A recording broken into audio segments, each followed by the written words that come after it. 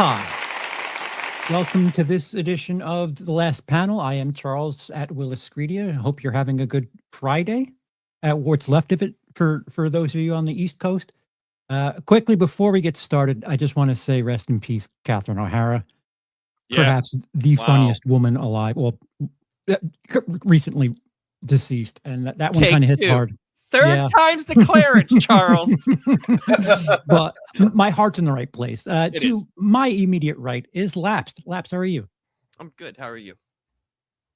Been better, been worse. I've had better days, put it that way. I've had better days, but for everything that's going on with my life, I'm actually in a good spot right now, so I'm okay. It's good to hear. Yes. To Lapsed's right is Lunchbox Comics. Warren, how are you? I'm doing good. Things are been busy, but I'm keeping up with everything. And my last video I made reacting to an article, a Jim Lee interview, is up to 130 views, and it's like my biggest one yet. And I'm very happy about that. And I added 2 subs, so I'm Nice. doing well. That's Good awesome. for you. To his lower right is Bob Loves Movies. Bob, how are you? Well, I'm doing good. Trying to take off the coof, but otherwise I'm doing okay. And to Bob's left, the lower left is artist Grey Poupée. Ray, Hailing from France. are you going to show us something with you? Are you mocking me with your hat? No, I was making a little spreadsheet, so I apologize. I did not mean to offend your people by stealing your, stolen valor, so to speak. I only put this hat on when I do paintings. I apologize. I didn't realize culture my is camera not was your on. costume, sir. I get you, but yeah, happy to be here. Sorry to offend, but I'm sure it won't be the last time.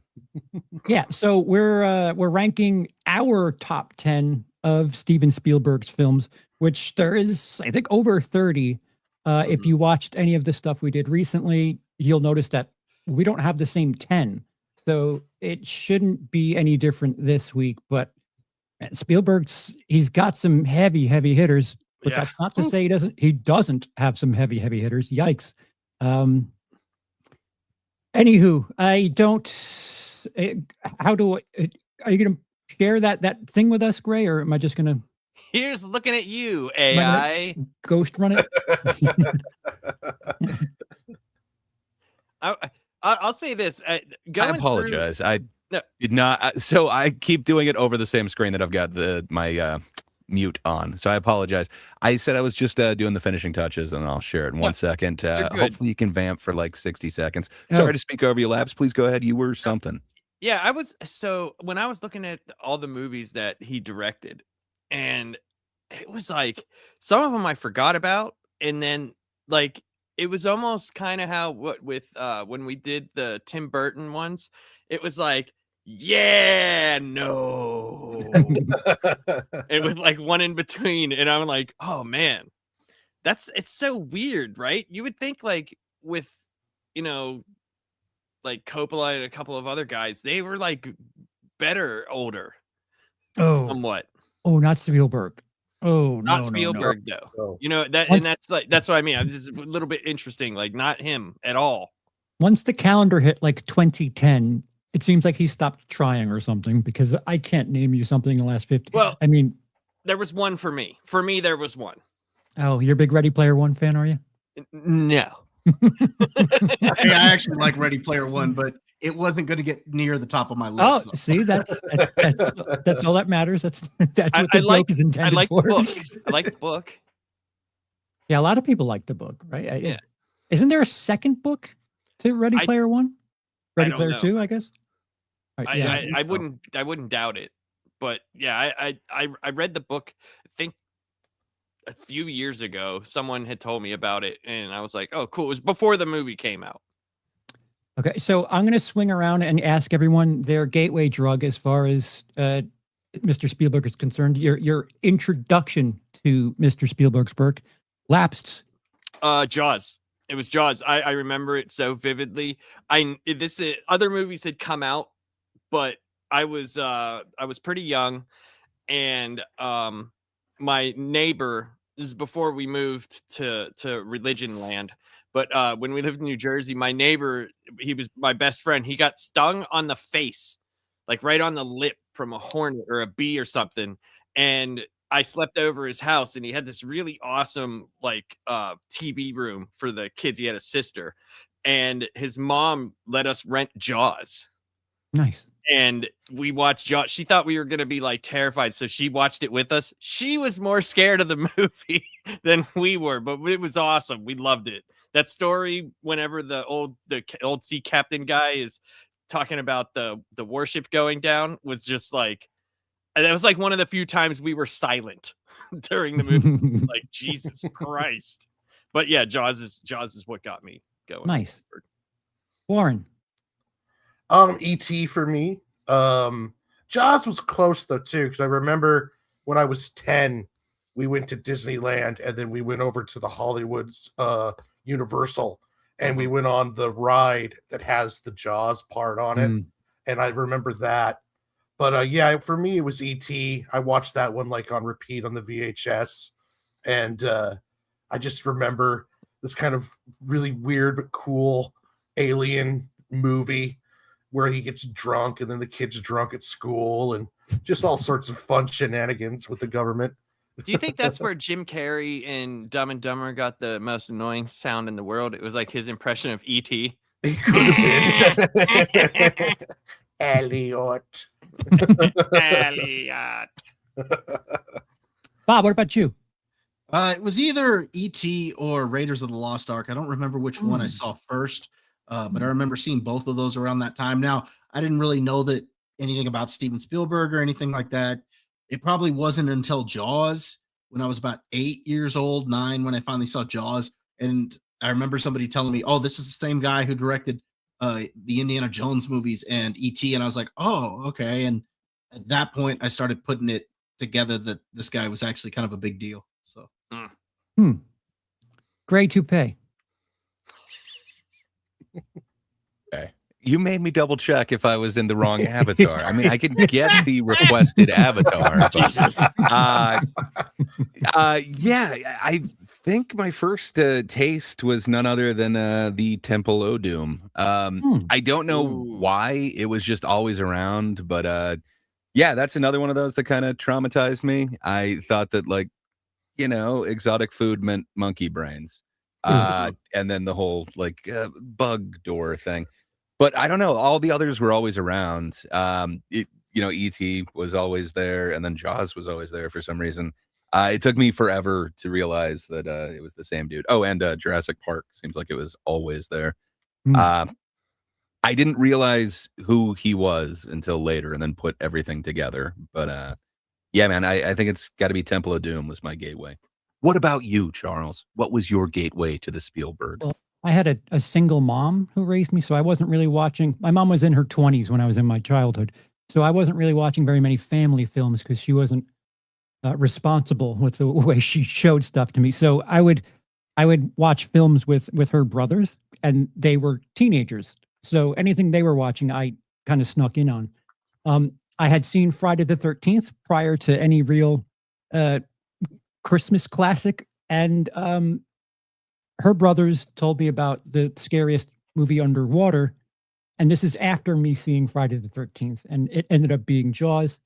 And me as a little 5-year-old was pissed off that they didn't show the shark that much because, well, they show Jason a lot in the Jason movies.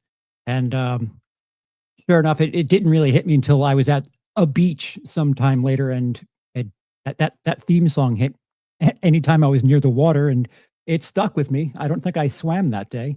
It was Jaws, and it had some sort of imprint, even though I have this backwards understanding of what horror villains are and how it works. Heck, Jaws had people scared of bathtubs. Like, it was like pools. Like, yeah, dude.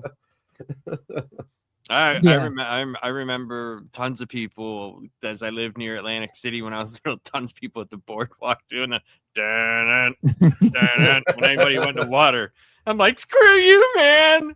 I'm Yeah. going in. Doing that near the water was like a big thing for a while. I Mhm. seem to remember that being like the thing you do if you're either a kid or a douchebag or both. Gray, do you have your Here we go. your show and tell?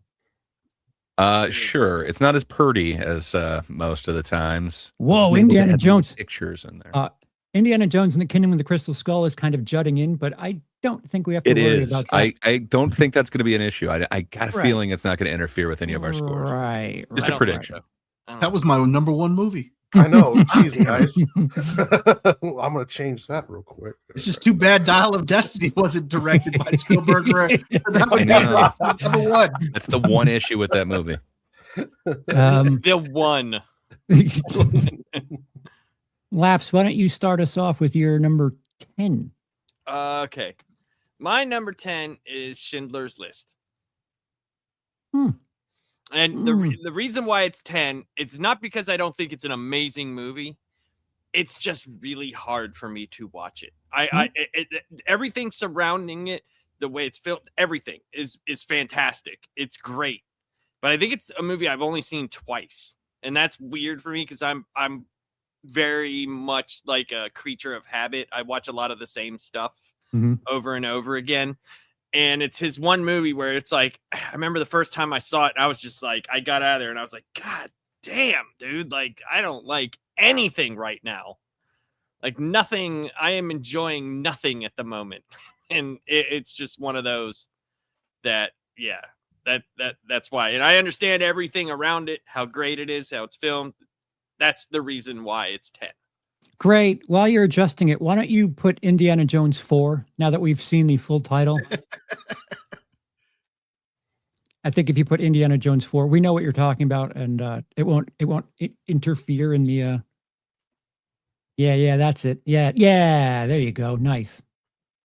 Okay. Warren, what about your 10? I have Lincoln as my 10. Not bad for history picks. Daniel Day-Lewis did amazing in it. And it was interesting seeing how much stuff hasn't changed when it came to like Parliament and how they work. I mean, I don't know how accurate that stuff was, if they used actual transcripts like from those sessions, but it was very like watching Tommy Lee Jones, watching the political back and forth, watching and just the power that Daniel Day-Lewis put into that performance. A lot of these are so close, it's hard to put, it's hard to say, well, this is 10, 9. They're practically the same, but it's like, for me, I started off with Lincoln. Nice. Bob, what do you got at 10? This was tough because there are several below this that I could put up in the top 10.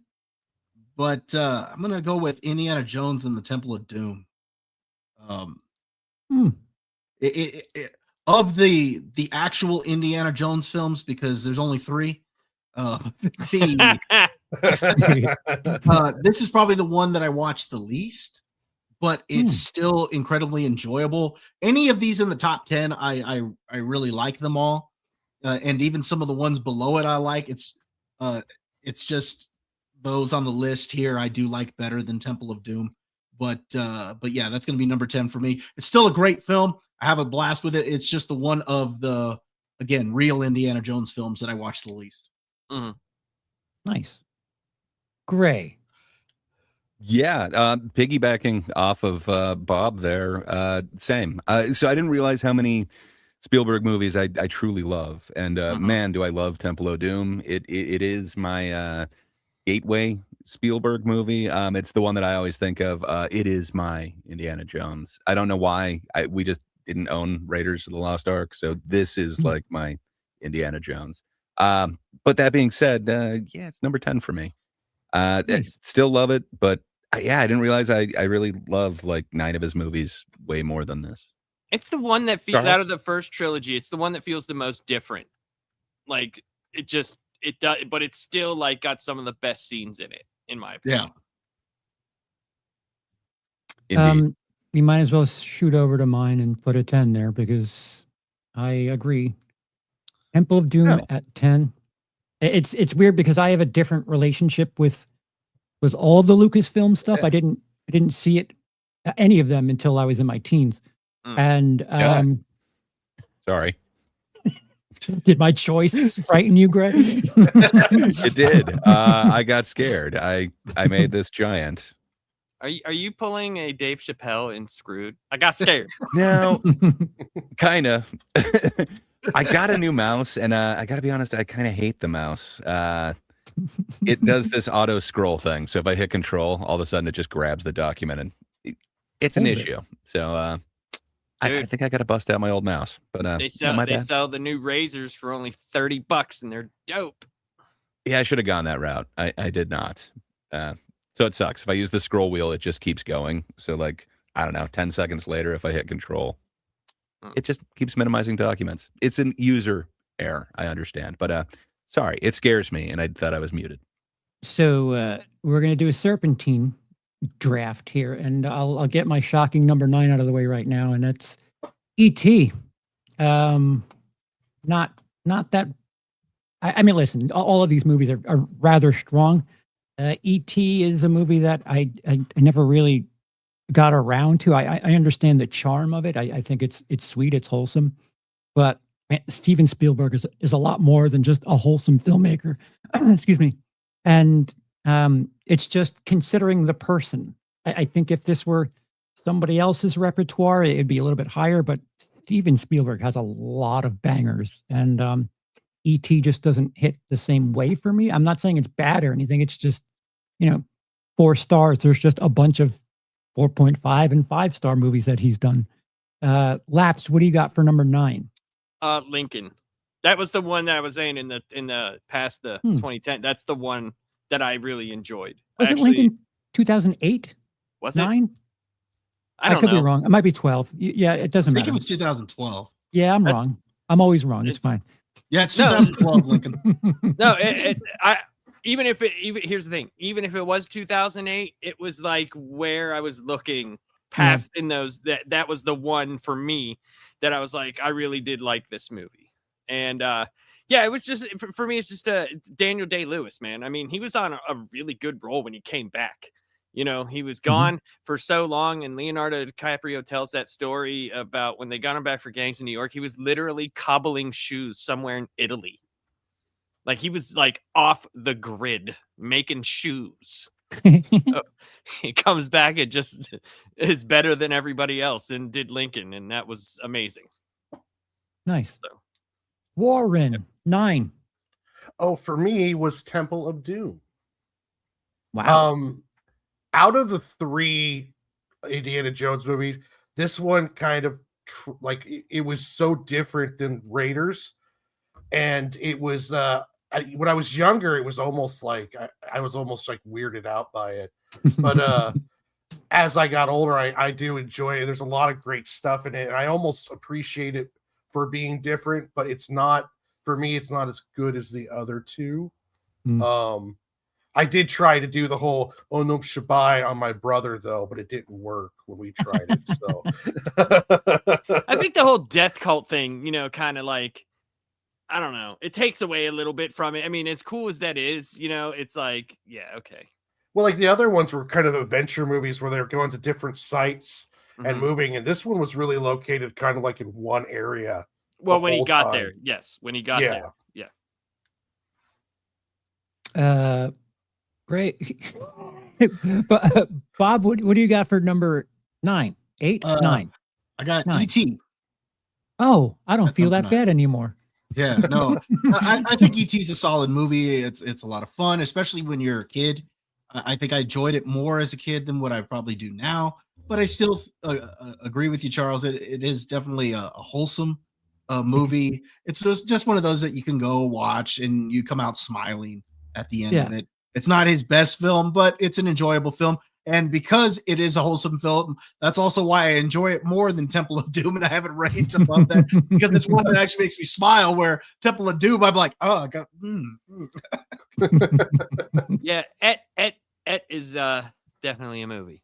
of Et. all time. What is Et? It's Et. E.T. Yeah, no, I was doing a Faith No More thing. Yeah, I know. Gray, are you done? Are you done fidgeting? I think so for right this second. I think that makes it a little bit more palatable for the eyes. But yeah, sure, done fidgeting. I'm sorry, Bob. I'm a total jerk. He's got Ed. Which one did you say it was? E.T. E.T. That is correct. I was just testing you. All right, I guess you really do think that. Weird. Gray, you're going to give your 9 and your 8. Okay. Well, I went a different way with my extraterrestrials for my number Jackie 9. Brown. Again, I absolutely love this one, but yeah, I just found some that I love a little bit more. But man, it's so iconic. Close Encounters of a Third Kind. Just I love this film. It's one of my favorite Dreyfuss performances. And my God, how many times has the mashed potatoes been parodied? So yeah, to me, still an amazing movie, but yeah, I've got it at number 9. And then I went a little different way with some Aliens again, and I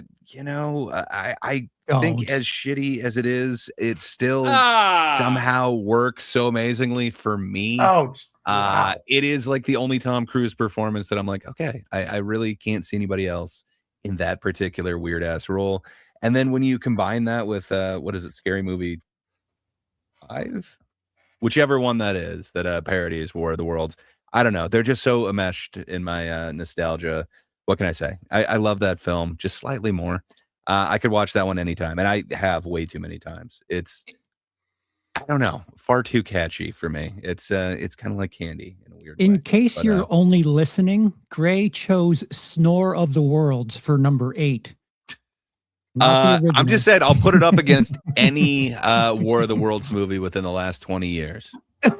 Right. you mean the Amazon Prime one? How the coin dare toss. you? Any of them, really. How dare you?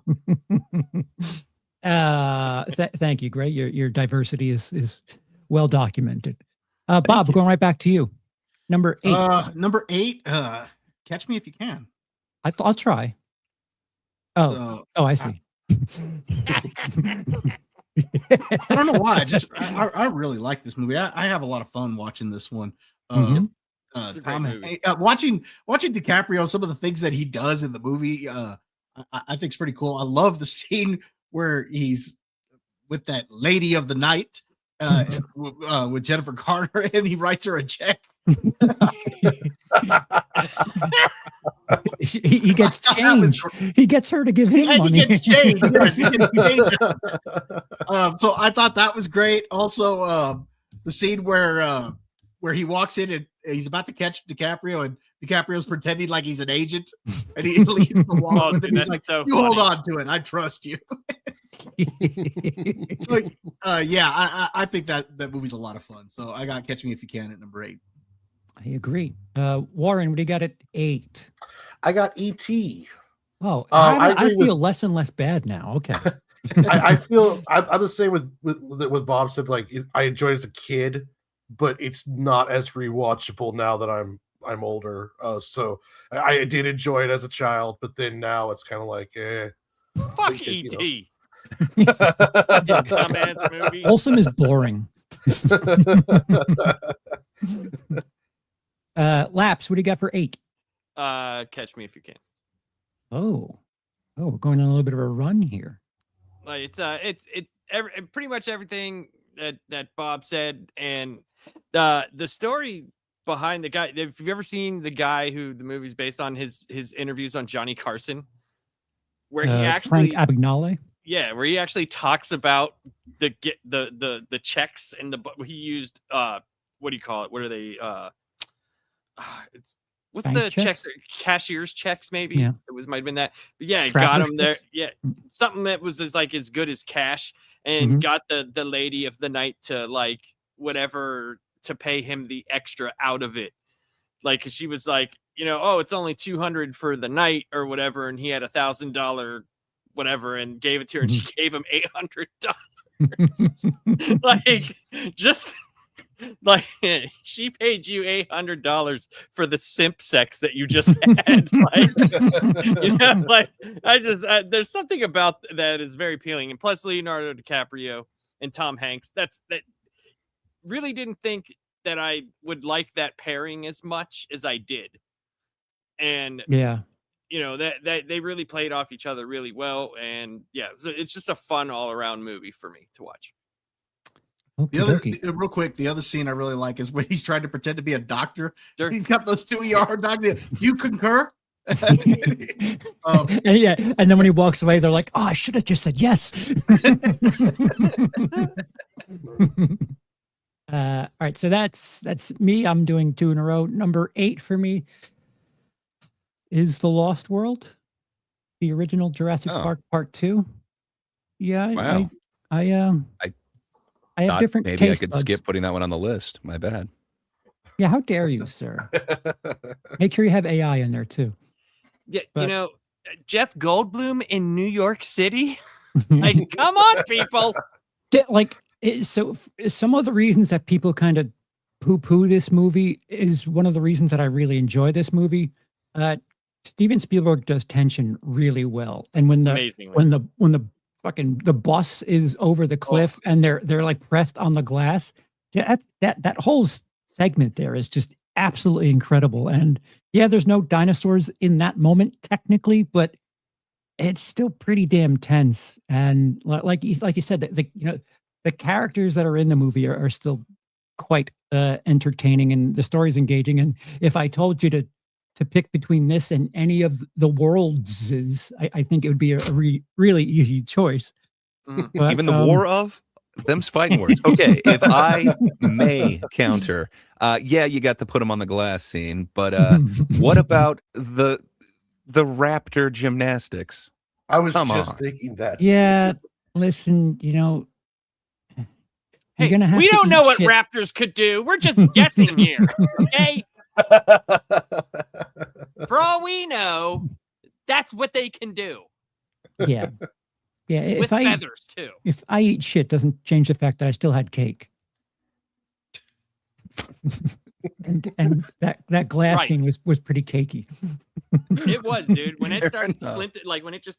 Yeah. You see under her hands cracking. Yeah, I'm a bit like to give you guys an idea. I'm a bit more of a horror thriller kind of guy, and that stuff like totally plays into stuff that I really, really dig.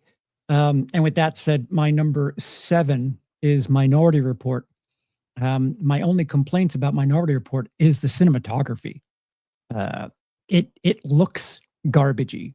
I realize that it may be appealing to some people, like all the lens flares and all that shit. Not my favorite. I'm pretty sure J.J. Abrams has like masturbated quite a few times to that movie. But I like the idea. The premise of the movie is really interesting. And it feels to me that Spielberg, in between the 90s and early 2000s, just like was firing on all cylinders. And he made this and Catch Me If You Can in the same year. And those are pretty heavy hitters. And I think 93, he did both Schindler's List and Jurassic Park. The guy's a maniac. It seems like he's better when he's doing 2 at the same time.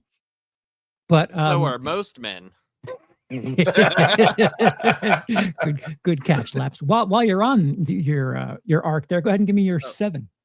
My 7th is Hook. Ooh, Hook. Ooh, yeah. What? You don't like Hook? I thought I was going to be the only one with Hook in my top 10. I like Hook. What do you want from me? Like okay. that came out when I was really, really like starting to smoke a lot of pot. Laps, you have to grow up someday. You know that, right? I do. Wait a minute.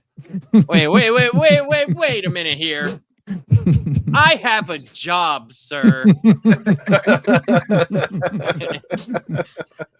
But no, I like, there was a bunch of things that I didn't like about it, but it's very nostalgic. It reminds me of a lot of marijuana and a lot of mind-altering substances. Oh, yeah. Monty Bruce in the chat says Hook's a top 5 for me. All right, well, again, like that's reasonable, Monty. this is something of a spoiler for me, but like some of the children's stuff, it just doesn't strike the same way for me. Mostly because I didn't watch it as a How child. dare So you? yeah. It's not children's stuff. Excuse Very me, close-minded. didn't mean to offend. Well, you gotta Warren. think like I was 15 when that movie came out. Yeah, Okay? so you're too old. Keep going. Well, like I said, that's why it reminds me of marijuana. You didn't watch. Okay, so in your teen years with your friends experimenting with drugs, you didn't watch stupid shit. Dare you. Yeah. It's not stupid Yeah, shit. yeah, you Yeah, but- did. There was some sort of innocence to it, and my mom usually like tainted it because when I was 13, my friend was talking to me on the phone about 69. My mother goes, "He's full of shit," and I was like, "Wait, what is 69?" Well- It was my mother that told me what the hell he was talking about. So I wasn't exactly the most sharp kid in the So you block. got to remember from like the ages of like 10 to 15, I was in that religious cult stuff. Oh, So I didn't get to see Reb- shit. so you're rebelling then? I was rebelling with Hook and marijuana. Quite a twofer. Bunch of weed, dude. Like it was fun, Got man. hooked. It was fun. Warren, what do you got at 7? I have Hook. I absolutely wow. love the movie. I love Robin Williams' performance in it. It's just all around good. I was young enough where I didn't have pot, but when I did start smoking pot, Hook became better. So I do understand what Laps is saying. But yeah, I have Hook on there too. I absolutely adore that movie. Maybe I should watch Hook Stoned. You I'm notice doing how it they're wrong. not making fun of you, Warren? Me. Yeah, it seems I'm like not a reasonable comfortable with choice that him. Warren had. It seems very reasonable. No, Warren's only like 4 years younger than me. Bob, what do you got at 7? Hook. This is incredible. So, Was this the shit after the cake part you were talking Yeah. about? Yeah. So I didn't watch Hook after using a bunch of mind-altering substances. Right. You should. I've actually avoided that my whole life. I've never even smoked a cigarette. I'm proud to say. Oh, That's It good. just never interested me growing up. So I enjoyed it just as it was meant to be enjoyed. You watch But it on DMT. but no, it doesn't mean I don't have my other vices. I've got plenty of those, but just not in that area. But anyway, Hook. This was a movie I saw with my sister, and so I have fond memories of that. My sister passed away middle of last year, Oh, man. and so it's a movie that I've seen actually since she passed away, and I always look back on it with fond memories because it was something that I enjoyed with her. But the movie itself is just awesome. Dustin Hoffman, Robin Williams, I love it. Hook's a blast. Gray. Are you doing it too? So I respect Bob and Warren's decision there. So mine, well, it doesn't get the highest score on IMDb. It only gets like a 6.8, and on Letterboxd it gets 3.4. So it's consistent. But yeah, nostalgia value through the roof. For me, I also have Hook as You number know 7. I just wanted to give Laps some shit, but I would totally put it higher. But man, he's got some that are just masterpieces. But yeah, to me, Hook just, man, it's one of the best Hoffman performances. It's one of the best Robin Williams performances. And then it's just got some scenes like the food fight scene, Rufio. Like, I don't know, man. They're just like etched into my memory at this point. They're very visceral scenes and they work perfectly. And just, yeah, this is a masterpiece. How dare you call it shit, Yeah, Charles? So very, very clearly, You were wrong, I'm sir. the asshole. Like Oh, I forgot Dame Maggie Smith. It has Indeed. been determined. Gray, give us your 6 while you're at it too. Sure.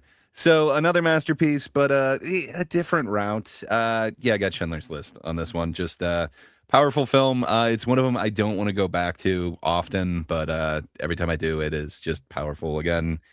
Amazing performances, really haunting, and then the visuals, his choice of color, while on the nose and in like M. Night Shyamalan's version, it seems over the top, but somehow it really works here. Can't say enough good about it. Just it would be higher if it was more rewatchable for me. But It's the only Schindler's time List. you're gonna get like Spielberg and MC Chamois Pants in the same sentence.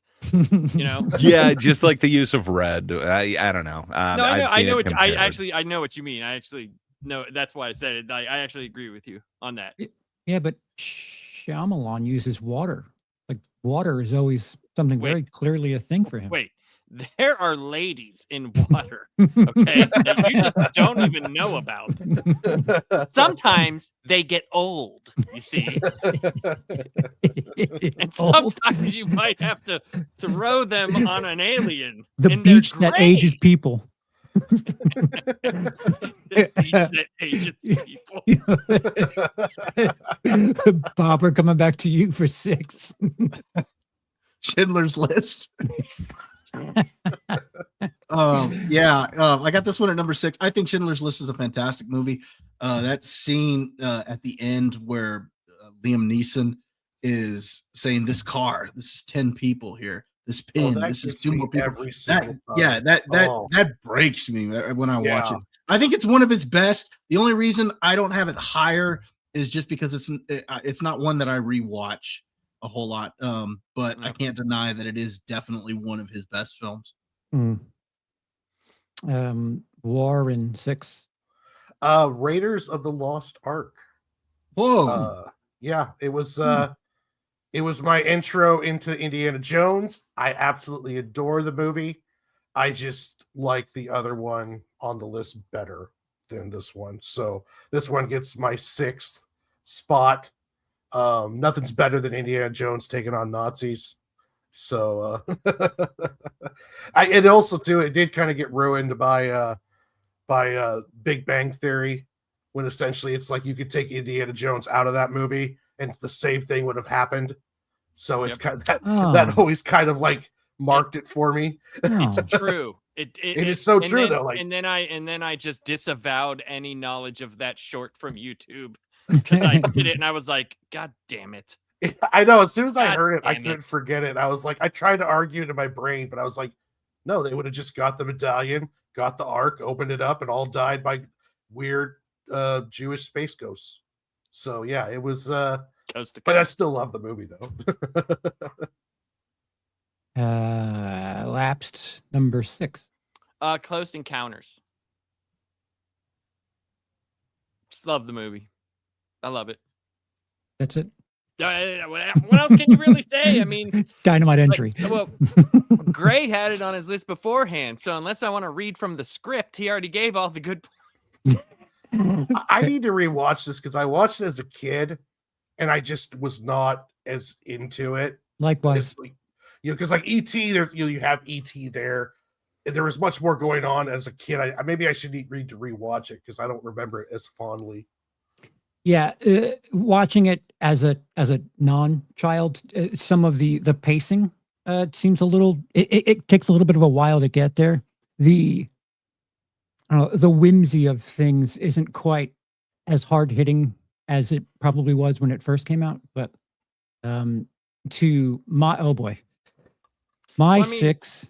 Well, I mean, go on. I was, of the ripe old age of 1 when this movie came out. So, I didn't see it then, but when I did see it, it was like I was really young and I had never seen a movie like that. It was a lot of atmosphere that I guess that drew me in. And when you're, young and you're watching a movie for the first time, and plus when I watched this, we had a youth group that we did in the summertime. It wasn't like camp or anything. Like they just drove you there. That was one of the movies that we watched. And everybody liked it. And I had a fun time with it. So it might be nostalgia bait for me. I have not seen it in a very, very long time. Mm-hmm. So if I watched again, I might not, think the same way, but I probably haven't seen that movie since the 80s. Yeah, that makes sense actually. So my number 6 is yours, and I'll just go right ahead to my part 5 after that. My 5 is what did you say your 6 was? I said it. I said it was Jaws. Part 5 is you just skipped over that? Just Oh, Jaws? Yeah. No, I said it perfectly clear. Jaws at 6. no, but the reasoning of why it's there, you just like you just it's Jaws. And number 5 is Let's not focus on that. Okay. Fine. You know? No, it's very good. I understand why people love it, and wouldn't be shocked if it's number 1 for some people. But he's got a really good set of movies here. I'm sure I would put most of these movies above any other director's entire catalog, but movies hit people for different reasons, and Jaws, I'd prefer to watch 5 other Steven Spielberg movies. And There's number nothing 5, wrong with that. I hope so. Number 5 is Indiana Jones and the Last Crusade. There's nothing wrong with that. I enjoy the ride on that. I quite do. And Sean Connery, I didn't realize I needed Sean Connery in Indiana Jones movie, but it really kind of works for me. Junior. Junior. Yeah, so yeah, that's the name of the dog. Was that yeah? Was that River Phoenix is like was that one of his one like of his last? Right? Yeah. Yeah. Yeah. Yeah, because weren't they going to do like a prequel? The young series or yeah. something? Yes, I think he died before the movie came out, right? I could be wrong. But I thought I believe that's correct. okay. Yeah, I think he died before the movie released, and then they ended up doing the Young Indiana Jones Chronicles with someone else. Brutal. Yeah. So again, all of the Lucasfilm stuff I didn't see until my teens. So Okay. I was late on the Star Wars. I was late on the Indiana Jones movies, and like that, that entire childhood of majesty just wasn't there for me. So, kind of speeding through all of the Star Warses and all of the Indiana Joneses, it could be something as simple as, it's the last taste I had of Indiana Jones, and I enjoyed. It's weird that you can end a trilogy and have it feel good. I don't think we know how to do that anymore, but No, we don't. It could be something like that. And You're right. It was like one of the best endings to like that style. Well, just a movie in general, but like an actual trilogy. Yeah, You and felt thank like, God, okay, there you go. thank God Hollywood didn't buckle and decide to make more Indiana Joneses after that, because that would have been sad, really sad. Lapsed year 5. 5. At 5, I have Raiders of the Lost Ark. Ooh, a flip flop. Yep. Oh no, not a flip flop. I have it wrong. Yeah. Okay. I'll just So stay here. for me, this was I saw this after Jaws. So like I had seen Jaws first, and we had back when my family was like an actual family and we would do stuff together. This was one of the movies that I remember we watched together as a family. And my grandfather was there, like everybody was there, and it was a lot of fun. We used to do like with the neighbors, they had a bunch of crab pots, and then we'd have like this big crab boil and all this stuff, and we would watch a movie all together. And they had that's back when you could go to the library and get the reels, and we would watch it outside. Yeah, we watched it outside on one of those like school pull down freaking screens. It was really cool. Yeah, and there was like a whole bunch of people there and a bunch of kids. It was a lot of fun. So that like I don't know, it was something about it, like the adventure of it, and that it just was cool. You might have nostalgia for the shared experience too. Like that happens every now and again when someone's like, yeah, I like when I saw Avengers Endgame, I saw that with a packed house. I'm not that big into comic stuff, but that experience was incredible for me. So it might like tick the movie up in my memory because of the shared experience. But I digest. I will be 50, Doc Mortis, this year. Doc laughs with 1 when Close Encounters came out. He checked out reels from the library. Check out the reels. I was not the person that was in there. He just rented the car to go pick it up at that point. That's all. right. I rented the car for the other little person to go get it, and they did. Warren, what do you got at 5? Number 5, I have Jaws. Oh, nice. God damn it, Doc. But you remember it. Yes, I do. I'm sorry. Yeah, Jaws number 5.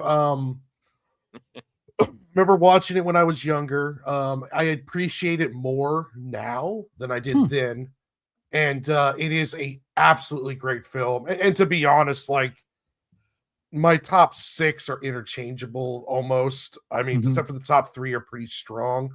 But yeah, this one was just a great film, well paced, just classic Spielberg goodness. It just doesn't go quite into the feels. It was much more of like a summer blockbuster horror then, because he does horror and tension really well, even though he doesn't dive in and does straight horror. Right. I would almost be interesting to see him do that, because he does handle tension very well. Like even in The Lost World, that tension with that scene, but at the same time, we also have the guy trying to save them with the wench, and that was almost comical at the same time as the RVs like going there. And then after all of that work, he finally saves them, and then I think he gets eaten. But yeah, it's we're talking about the cake, not the shit, Gray. Great. Have you ever seen a raptor? I have, and I've always thought it would look great on the parallel bars, the uneven bars. Uneven bars. The raptor didn't do gymnastics. The girl did to kick the rat. Come on. Yeah. No, yeah, they I were just in understood, awe but at I her was talent. like, They were like, "What?" those elements must be combined. I mean, that's better than Chris Pratt whispering to him. Hey, anything better than number 3 with Jimmy? Well, parachuting all over the place, and fucking.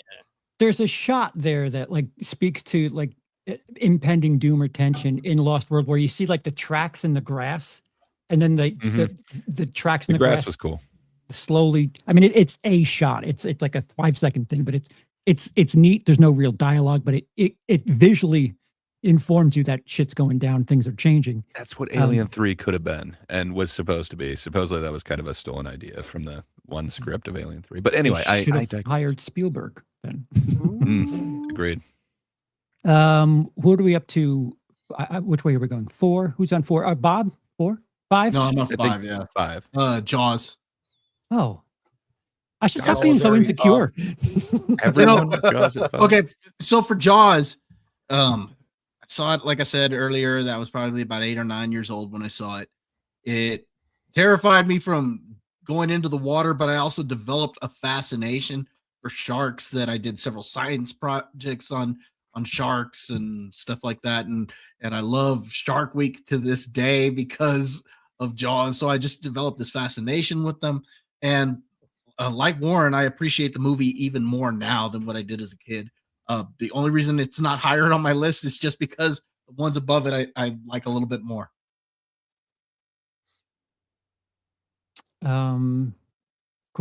Gray 5. Yeah. Well, I thought this was going to be my most controversial take, but instead it will be the next one. Yeah, I also have Jaws at 5.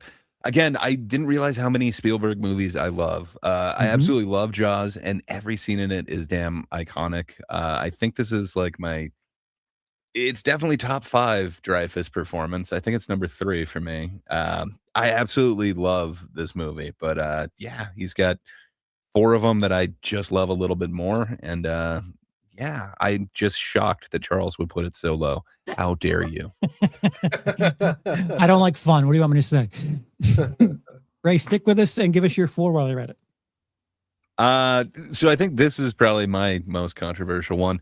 I understand it's not his best. People don't mimic this. There isn't a ride at Universal based off of this. But man, for me, just the nostalgia value, I guess it's just there. It is just kind of perfect for me. So yeah, I've got Minority Report, oddly, at 4. I'm sure that's way too high for many of you. But what can I say? I really enjoy it. I kind of dig what it was based off of the Philip K. Dick stuff. But man, what this actually ended up being, I don't know why. It feels like it shouldn't work, but Tom Cruise in gloves just touching the air, it really works for me. And then you got the oracles with the weird balls for no reason. Yeah, I'm all in. Think of how It much just actual shows you science how that you it could screw this up. did, you know, Especially like, that with, it influenced. What was that, Laps? There was a movie that was compared to it that just came out, and it shows you how bad this could have been. But man, it just works for me. So yeah, I get it. I have it too high, but me, Oh, wait. sentimental value on this. Ray, I would have been up there with you subjectively. if the cinematography didn't 4. look like someone smashed a light bulb in the screen. I get what you're saying, but it started a generation of films looking like shit, and man, it did it better than them. Well, it set a precedent. And I'm You It's know, so not happy for it. sci-fi unless there's It a also influenced a lot of technology as well. Oh yeah, didn't like the Apple whatever the hell they did, the pinching, get inspired from a that? lot of light technology too. Like That's awesome. Yeah. Yep. Not as scandalous as you would think, Ray. If it looked clean, I probably would have put it as high myself. We're going back I to just you, have Bob. a feeling I got it the highest of everybody. I but said we'll we're see. going back to Bob now. Sorry, Gray. I can't see your face. I don't know. I don't know if you're taking the joke well or not. Bob, number 4. For me, Indiana Jones and the Last Crusade. I really wanted to put this higher because it is actually my favorite of the Indiana Jones films. I just think I think Raiders is actually better, and you'll see where that falls on my list. But yeah, it's actually my favorite though because I love the dynamic between him and his father. I think that's hilarious. It's well played throughout. It's funny that Sean Connery is only like 12 years older than Harrison Ford at this point, but that beard and him acting the way that he does through the whole movie just makes it so believable that he's so much older than Indy. Dude, So you need to watch Lost and look at John Locke's father, where you're like, wait a minute. Dude, What's their age separation? Yes. Good Sorry, God. so yeah, I got it at number 4. Like I said, I wish I could put it higher, but yeah. Okay. Warren, 4. Yeah, I've been cheating off of Bob's list because I have Last Crusade at 4 also. So Last Crusade is my favorite Indiana Jones movie. I think it's everything that Raiders is, but more. And it just really resounded with me. Maybe it was that when it came out at the age I watched in theaters, just the performance with Connery and with just everything was just so good about that movie. And I find it more rewatchable than Raiders and definitely more than Temple of Doom. But I agree. not that Raiders is bad. It's just Right. I think Last Crusade is the best Indiana Jones movie altogether. Yeah, I agree with that. Lapsed 4. Saving Private Ryan. Hmm. I love that movie. Hmm. Think it's a great movie. So you're the first to talk about it. So you've got to set the precedent now with charm and praise, sir. Well, I mean, it's interesting that it's, you know, when you hear the name of the movie, you know, you're thinking like, okay, that's gonna be the focal point, like the main character in the movie. Mhm. But when it's not, it's like, and you see the journey that they go through, and you know, I mean, who else doesn't want to be in a tank running down Tom Hanks with a handgun? You know. I'm in that tank, everyone. That's me. No. Thank you, Lapsed. It's just a movie that I really like, and it's a war movie that's still like it.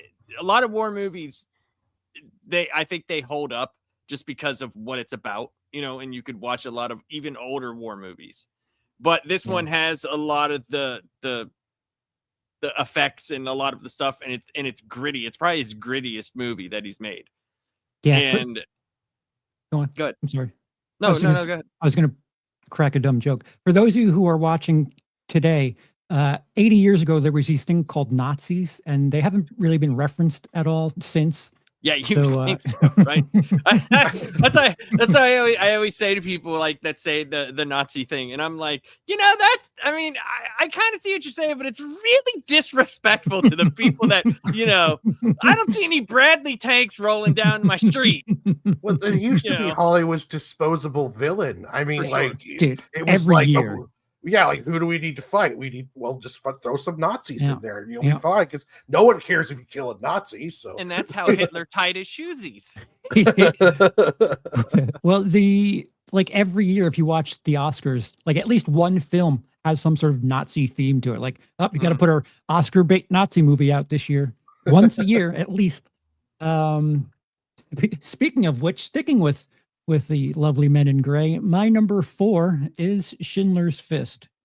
How do I say this? I don't enjoy it, but I appreciate what it is. When you talk about like film school movies, I'd much rather rewatch Schindler's List than something like, I don't know, a lot of movies that they make you watch. Citizen Kane. I'd much rather watch Schindler's List than Citizen Kane, although Citizen Kane's a bit lighter.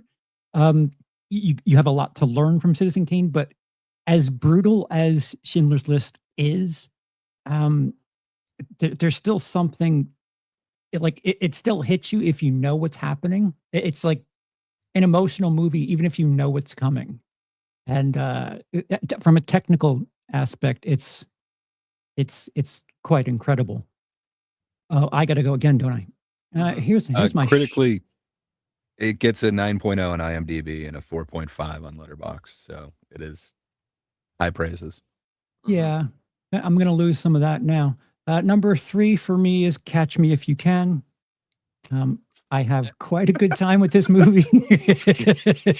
Thanks for that lead in, Gray. Wow, that's a great movie. Man. Just in case you were wondering. Wait, never mind. I don't have the IMDb stats for that one. Gray's like, yeah.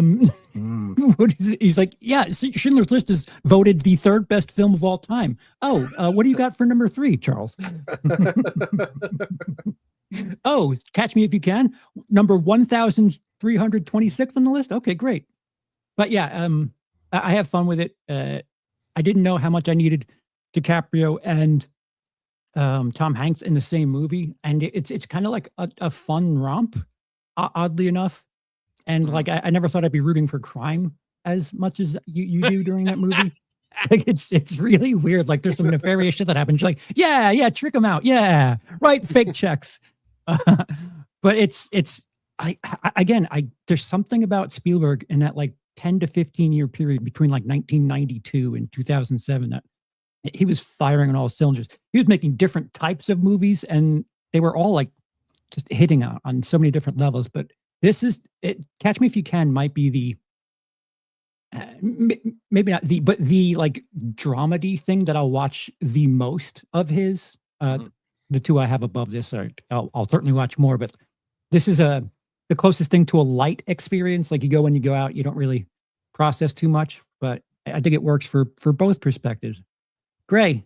No, not Gray, excuse me. Lapsed, number 3. I got Jaws. Jaws is number 3 for me. Like I said at the beginning of the show, very nostalgic for me. First Spielberg movie I ever saw. It's just everything about it, man. Like even when you go to like Jaws 2 and the continuity was still there before, Jaws 3D came and blew our minds. But it just, I don't know. There's something about it. Like there's so many different actual like movies in it. You have like the old Spurned Policeman movie that's in it. You also have because the guy, yeah. But you also have the horror aspect of it, and you get a lot of of like the stories based on it. Like you get a lot of the military stories, and let's not forget that you get the science in it. The science. The science. That's how I learned how to take out a shark. And you find out that sharks like science, so they eat it. and then you can shoot it and it explodes. But man, some amazing Science. iconic shots in there too, like There are, yeah. the push in. Just No. so No. iconic. That is a Hitchcock shot. Don't do that, Gray. What can I Still say? iconic. People know it in color a little bit better. Well, But It was was an in color the amazing first homage. time. Well, that works. think about it this way. It could be used again because like there's a lot of guys in sports that have made the same 3-point shot, but some are more iconic than the others, right? Yeah. I just don't like the idea of people talking about Jaws like it was the first time the Vertigo shot Hey, was you done. ranked it number 6. How dare you? I didn't rank it for its cinematography though. I got vertigo and I got it. You pipe down there, Doc. 3, Warren. What do you got at 3? Well, my top 3, like I said before, are interchangeable, but I'm going to start off with number 3 as being Jurassic Park. Ooh. I feel Jurassic Park holds up to this day. The special effects holds up. The story holds up. It's iconic. I was in the theater with that scene where they pull up in the Jeep and then they realize that the dinosaurs are there and like the look at the brontosauruses and just the way it turns into almost like a horror film about halfway through it. For me, it is just today like there's films today that don't even have as good as special effects as what Jurassic Park has, and it's just a beautiful, beautiful movie. And the Gave us reason the best meme song of all time. oh yeah, Best meme song of all time. Holy fucking shit! It's a dinosaur. but the reason that is because they did a hybrid. They did some practical, some digital, which is what they really should do at all times if they can. But yeah, I agree with when you. I saw it in theaters, it blew me away. It's Right. like I thought, like, did they build a walking T-Rex? Like I was like, and they damn near did. I mean, it didn't walk, but it was like They had this massive head that was Yeah, mechanical. and it casts a shadow. Like there's something there that like you could definitely tell that it's in the space with him, and like that helps the fear factor at the very least. And I learned that T-Rexes can't see you if you don't move. You know, how do we know that? but like, let's be honest, like it's got one of the best 4K Blu-ray, releases, the upgraded version where they fix a lot of the green screening. Because if you do catch it on regular TV, you will notice the green screening a lot. Oh. Do notice it, but the upgraded steel box is fucking brilliant. Yeah, I refuse to watch until I hook up my sound system. I keep meaning to. I have a nice sound system upstairs, and it's freaking incredible on it. Absolutely. Bob, what do you got for 3? Jurassic Park. Holy fucking shit! So, just to kind of add to everything that was already said about Jurassic Park, part of what makes some of those scenes so iconic is the score. Yes. So, like the scene where they're coming in on the helicopter and coming in towards the island with the Jurassic Park theme. Warren, you already mentioned the scene with the Jeep. The score when it's playing during that scene, that just brings chills to me every time that I see that. So yeah, especially where right after Hammond says "Welcome to Jurassic Park" and you see Alan Grant looking and you see them in the background. He's like, they move in herds, and that's in the way the scores just hit, and it's awesome. So for me, Jurassic Park number 3. And like, Hey, what about you like the third Jurassic Park? That wasn't a Spielberg movie. what about the T-Rex sound? Even though we know it doesn't really sound like that, that was one of the. Dude, if you saw that in a theater, that was one of the coolest fucking things, man. Oh yeah. That sound is just nuts. And Incredible. the Goldblum chest open up, like just lounging when they after he got perfect. injured. Big pile of shit. The guy. Oh, that's still memed to this day. And then when the T-Rex eats the lawyer. Samuel L. Jackson's arm. Hold on to your Well, butts. reminiscing on this. Newman? I also have it at 3, and that was the part that I was going to bring up. What about the movie that starts it and ends it? Come on, Dennis Nedry. Yeah. You got Wayne Knight in there. He's just so awesome. Dodson, We got a doctor. Like, it's just everything about it is so amazing. Sneaking out the embryos inside of the little shaving cream, like that always amazed me as a kid. And then you get to the again the just man, that thing is amazing, and that sticks with you, and that's such just an earworm that I can never forget. And then just his whole end with Dilophosaurus or whatever, that got me obsessed and frightened of like frilled lizards and shit. Like I was convinced that all of them could spit like that. And it's just a matter of time before they got us all. Dude, the funniest thing was in schools at that time, I remember having this conversation quite a bit, was all we talked about was the shaving cream can. And they're definitely making a new one. And they didn't reference it. Doc says, let's be real. The 4K treatment was so that we could appreciate every single hair on Jeff Goldblum's chest. Indeed. So But the movie has like just the right amount of Goldblum, just the right amount of Samuel L. Jackson. Like it has all these elements that just match so amazingly. But it is the Jeff Goldie blocks Goldblum. Clever gray. Yeah. So I fully support it, and I think that's the third time that all three of us have been exactly the same. And you always I think copy 3, 5, and 7. Hell yeah! It's always you late to the party. Ooh, does that mean we get 1 as well? It appears every odd number from 7 on we're matching here. Well, we're gonna learn 2 from you right now. Stick with us and give us your number 2. Give us your shit. Not Here your is cake. probably where we lose. Is this a controversial pick? Jackie Brown. It's controversial to me. So this one, it's a high score. It's 8.6 on IMDb, and it's 4.2 on Letterboxd. Jesus. To me, there's one more that I enjoy watching more than this, but to me, this is just cinematically damn near perfect.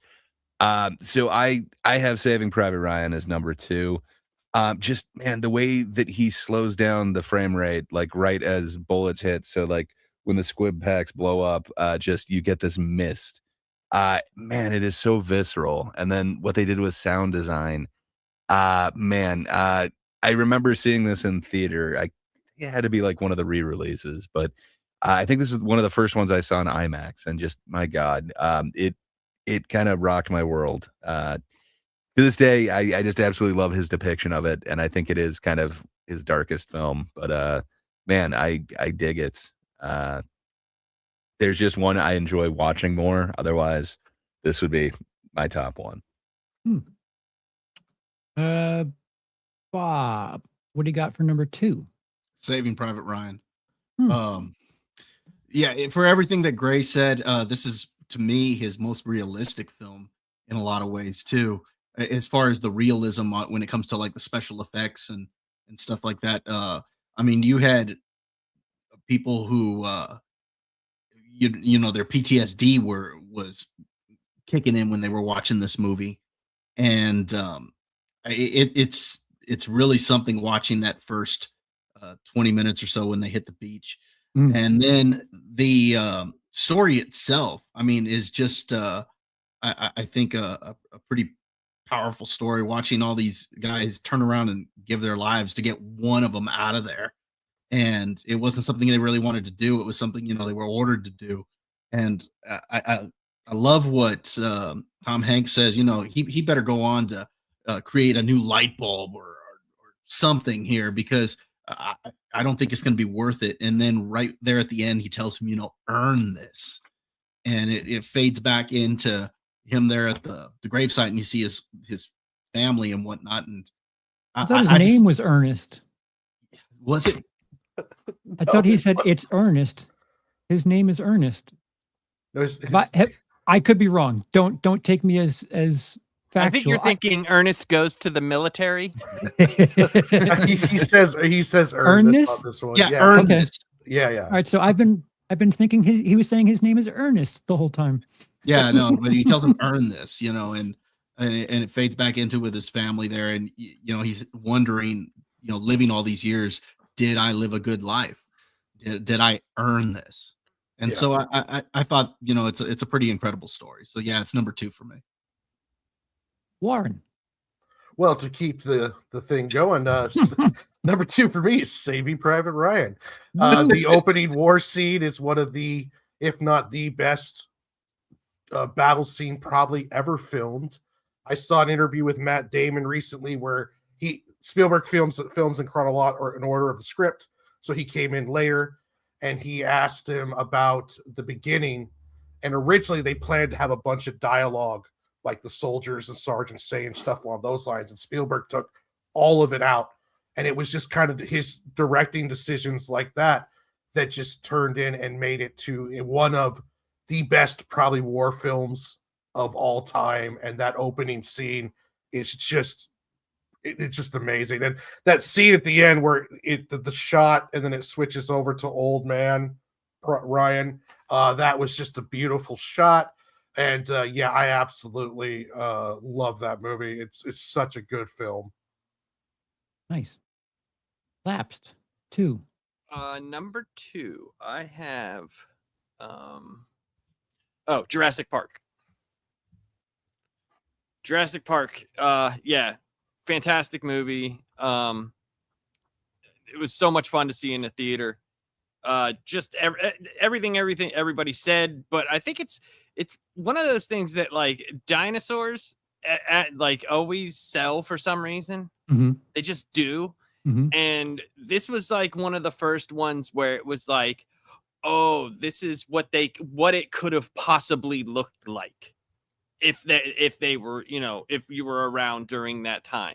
Now we know more now that they're more bird related, but I don't want to see dinosaurs with feathers. I don't either. I'm being like, I don't either, so it just, oh man, I could still watch this movie. I could put it on as soon as we're done here and still have a great time watching it.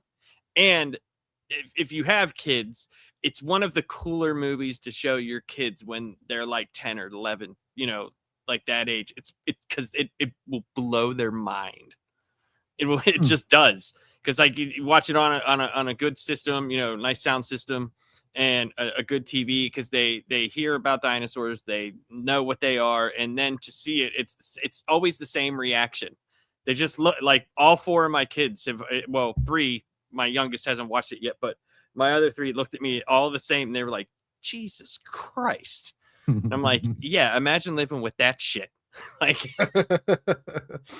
awesome. Nice.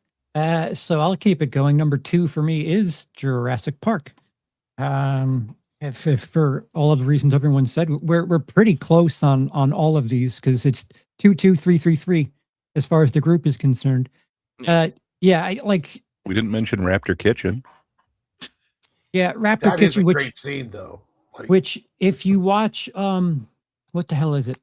There's one of the Winnie the Pooh universe movies that just came out last year. Bambi the Reckoning.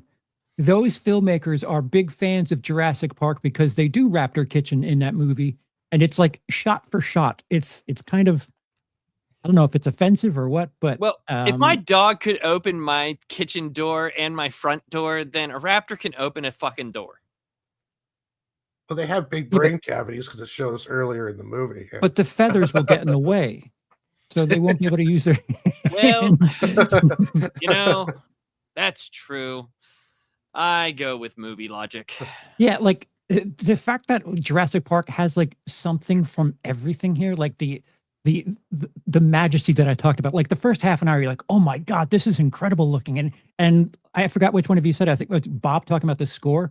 The score kind of like totally parallel matches your feelings and what you're supposed to be feeling.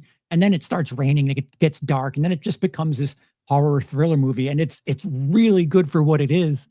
And it's something of a dark comedy the entire way, like very bleak and a black comedy, and just it's an extremely solid movie. I think if you want to know how to make a big budget film, you should try to emulate this and do 50-50 on the FX and the practical effects and the CGI effects. But put the money where it's supposed to go. That is a movie where you're like, oh, okay, I understand where all the money went to. Like, I get it. Yeah. Right.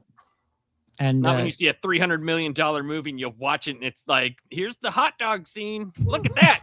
You see them boil that water? That was real.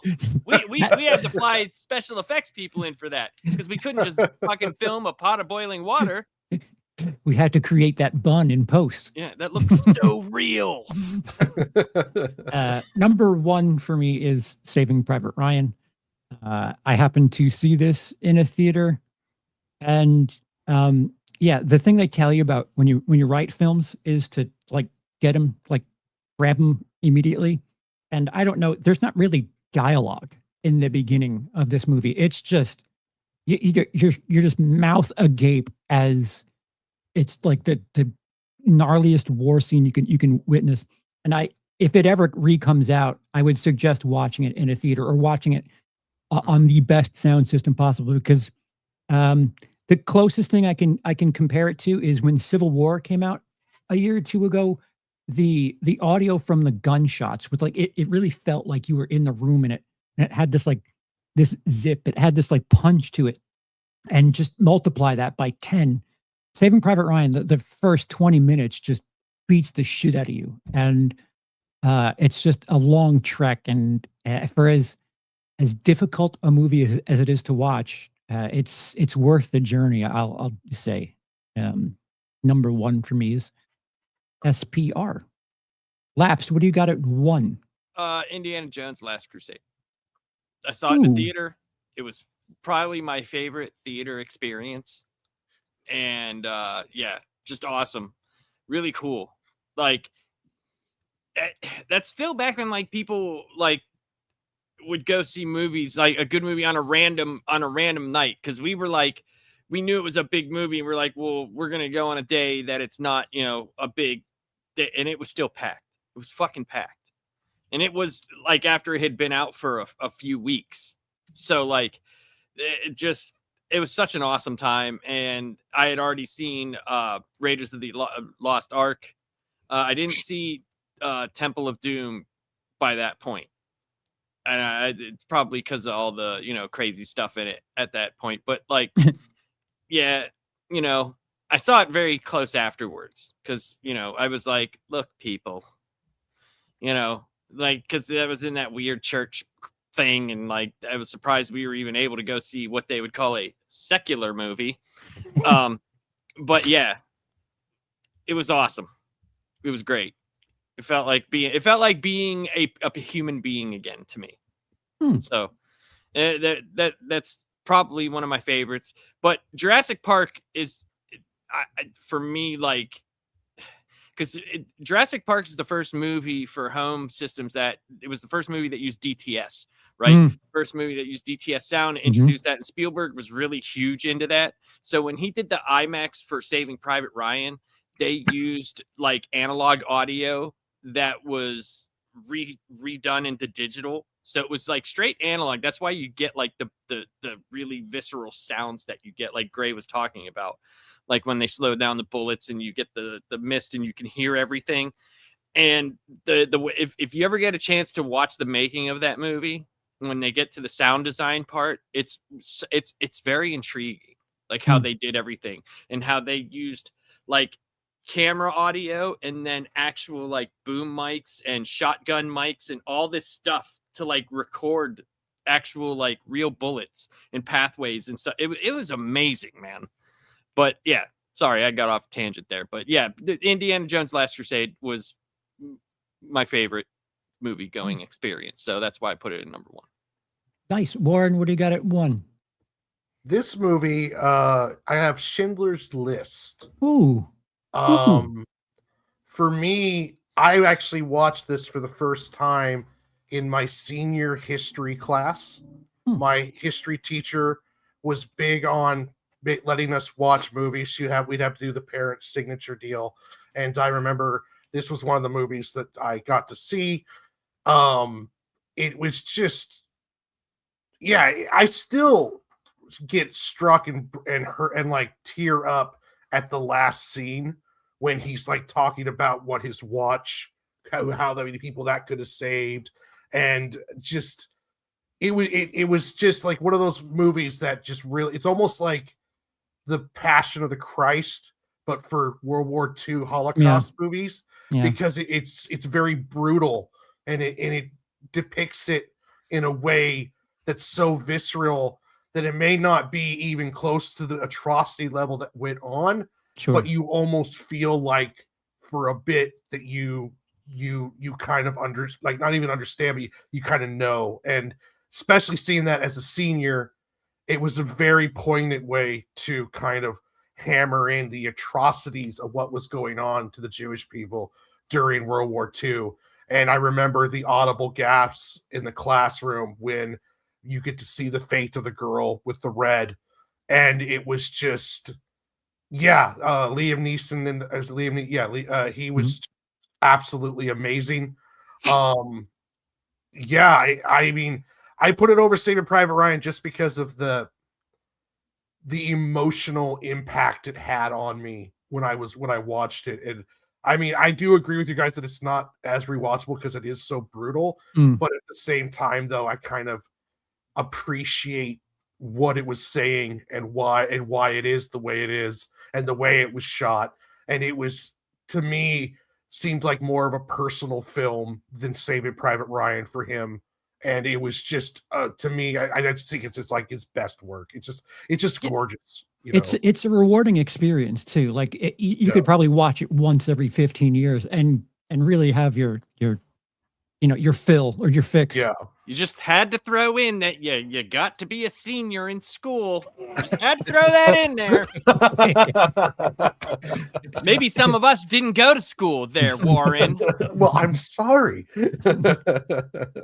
Bob, what do you got at 1? All right. For me, my number 1 film here is what I would consider a perfect film. I would give this a 10 out of 10 score. We're talking, George Lucas, Steven Spielberg coming together with Harrison Ford and Karen Allen. It's easily Indiana Jones and Kingdom of the Crystal Skull. It's without a doubt. No, it's going to be Raiders of the Lost Ark. I consider this a near perfect film. There's a lot of everything. It's pretty much everything is set up is paid off. This kind of goes back to what we were talking about with the Nazis being, easy villains to throw in there. I mean, you see a bunch of Nazis melting, at one point. Dude, but just the adventure, the shit out of me, by the way. Yeah, it does. But just the adventure that they go on. I thought it was kind of an interesting arc for Indiana Jones because he's kind of a science guy, or based on fact and stuff like that, not superstition. You see him at the beginning of the movie saying, I'm not into this magic or hocus pocus or any of that stuff. And in fact, when those 2 guys from the government come and ask him about the ark, they ask him, well, what's all this coming out of there? Oh, it's fire, power of God or something, he just kind of waves it off. But then at the end, when they're tied up, he's telling Marion, keep your eyes shut. Here at this point, he's become a believer that there's something powerful here. And so just seeing him kind of go on this little arc, I really enjoyed that. The adventure's fun. The characters are fun. John Rhys Davies is great in this as well. Overall, it's just a blast, this movie. So Raiders of the Lost Ark.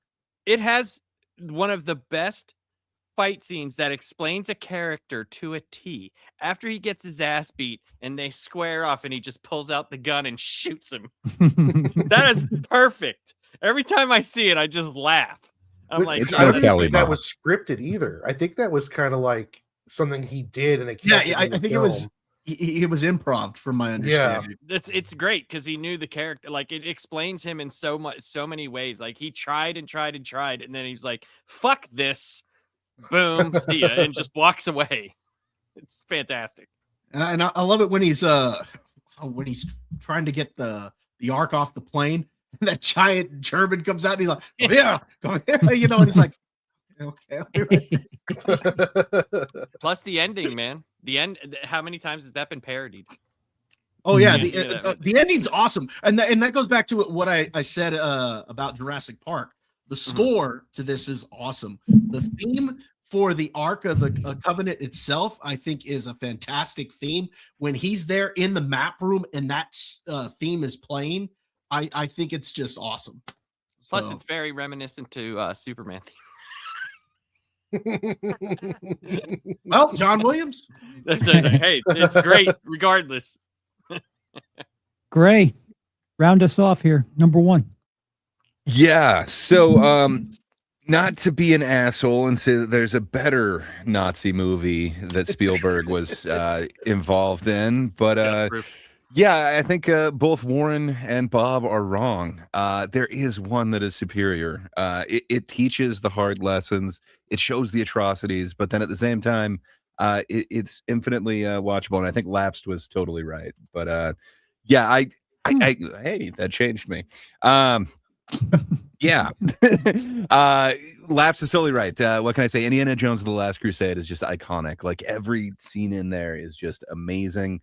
I can quote every scene, I do believe. I can turn it on at any point, and I just enjoy watching every single thing from the stamp scene, like that is so iconic, getting down to hiding in the tomb with rats going everywhere, and then it becomes this flood. Just man, I absolutely love everything about this. Spokes in the motorcycle thing, putting a lance in there. Just man, everything about it. The boats with the propeller. Just getting to only the penitent man shall pass. The entire thing of following the journal. The thing of again, like young Indiana Jones.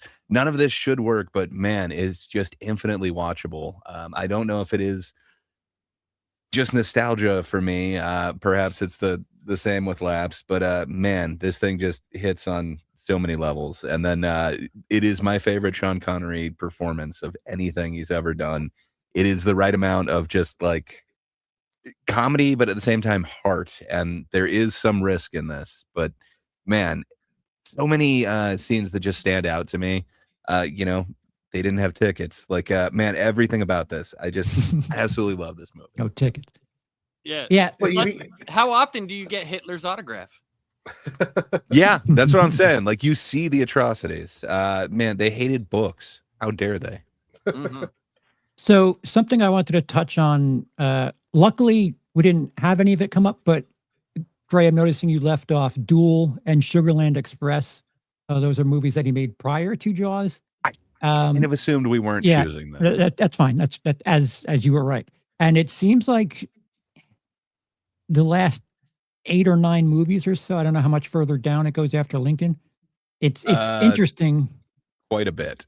Yeah, it's like if you look at that bottom 10 or so, he's not really making an impact on many of us there in the later years. I mean, Lincoln, but it's hard to get Daniel Day-Lewis to screw up.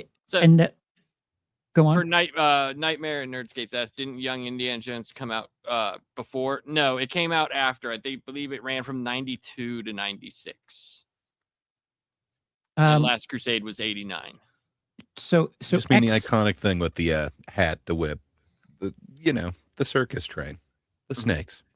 Excluding Lincoln, which would you guys say is Spielberg's best work post Catch Me If You Can?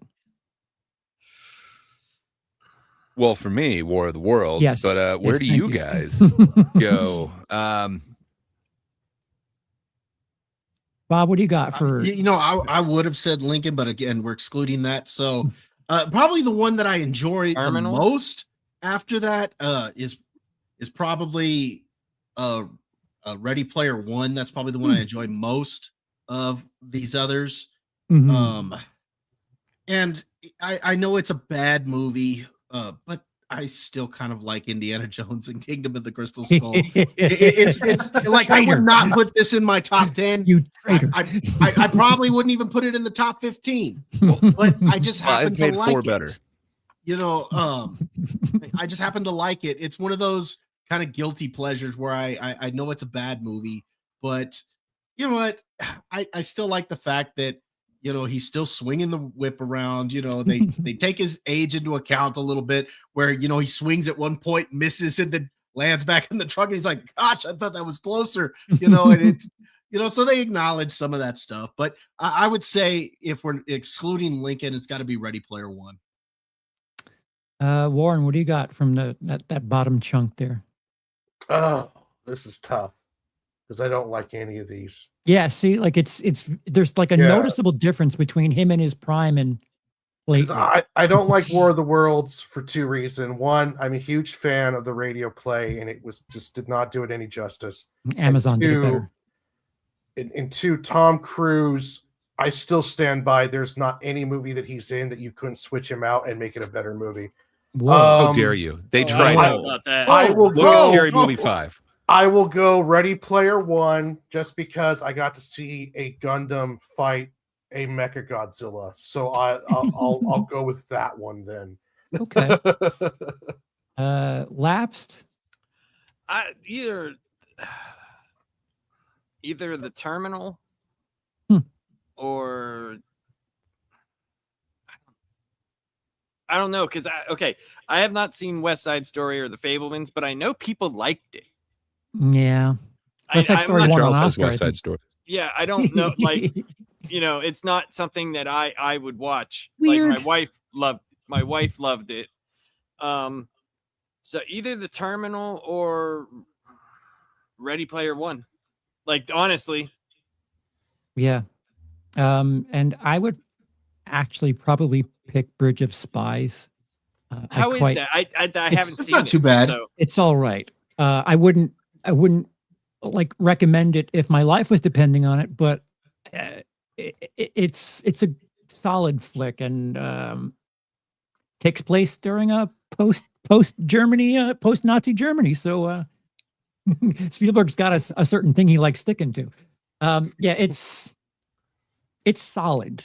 It's in my opinion, it's the most solid thing he's done recently. Like the Fabelmans feels kind of, I don't know. I think I'm turned off to movies that are like love letters to making movies, and Gotcha. the Fabelmans is something like a pseudo self story or whatever. I don't know. It's schmaltzy to me. And yeah, Ready Player One is just too much. I enjoy the Shining scene in Ready Player One because that was incredible looking. For me, I think the reason why I would pick that as one of them is because there is stuff in it that is good. Where I look at there's a couple that I haven't seen, you know, like Bridge of Spies, so I don't know about it. The Adventures of Tintin as a movie is fine. Like if you're into that, it's fine. It's an okay children's movie. Like I've seen it because one of my kids wanted to see it, and it's a fine children's adventure movie, you know. But if we're looking at like Spielberg for what we would watch for, that's not something I would go out of my way to watch. But it's a well shot, like animated, cool movie. You know, there's some cool stuff in it. Yeah. But Gray, what do you think, man? Because you know a lot of like everything on there. So Yeah, I mean, I don't disagree with the takes that are given. I don't think War of the Worlds is the greatest up there, but for some reason it has rewatch value for me. I've watched it way too many times now. I think it is partially the nostalgia of, is it Scary Movie 5? It's one of the scary movies that goes hard into it. I like this movie because a different movie references it. No, it's all wrapped up into that same nostalgia thing for me. Usually I hate Tom Cruise, but that kind of got me to like him. West Side Story is kind of a straightforward version of that. Like I saw a local theater presentation. It seemed about the same. It didn't seem like they brought anything special to it, where like the original one is kind of fun or whatever. So I don't know. I think I'd probably go Ready Player One after that. I'm suggesting that we have a Tom Cruise themed episode because between what Warren said and what you're saying, I would like to have an open discourse on Tom Cruise and what quality he is to cinema. Just expect Minority Report at the top of this. I'm just saying. we could do that in 2 weeks. That Yeah, I gives was just- people time. No, that because next week we're doing the top 10, our own top 10 animated Disney movies. No, it doesn't have to be Oh, rushed. hell It's yeah. just hearing these interesting takes. But that would I think still it's- be a fun thing to do. I agree. Because it's not us always talking about something that we all like. You know, like that would be kind of fun. Go ahead, Warren. Sorry. I will say, I love Tom Cruise movies. Like Maverick. You just would take him out of them, is what you're It's saying. just I don't feel like he adds anything to the movie. Like The Last It's Samurai is a Days beautiful of film. Thunder, sir. Days of Thunder. Take him out and put Bill Paxton. What about in there, and it's a Cocktail? better Who could flip movie. a bottle like that? I mean, I haven't seen a movie that Tom Cruise is in where he adds enough to it where I feel like you couldn't take him out Vanilla and put a better Sky. actor. Name me Still. one actor who could run to camera the way Tom Cruise 'Cause does. I love the Mission Impossible series. I love a lot of stuff that he's in, but it's almost. Can you show me the money? So Interchangeable, like is- except for maybe Tropic Thunder, because I don't know him doing that whole role That's is Grossman. amazing. Mhm. But at the same time, though, it's like Last Samurai, like it would be better with other actors. I think Val Kilmer could be changed out with him for most of his career, and it would be a better movie. this is a very interesting comment that Nightmares and Nerdscapes made. And it says, oh, yeah, Ready Player One had some of the best brand cooperation in the film since Who Framed Roger Rabbit. And why that's interesting is I believe the guy who owned Who Framed Roger Rabbit, he got the rights back to it, didn't he? And they're making something with it. Did I hear? I could. Someone look that up because I believe something happened where the Roger Rabbit is coming back. I could be Probably wrong. A remake but- because Hollywood. I could be wrong, but someone look that up for me They're going to do a live action one to for see. Disney. To see. No, I believe something happened with the rights for Disney.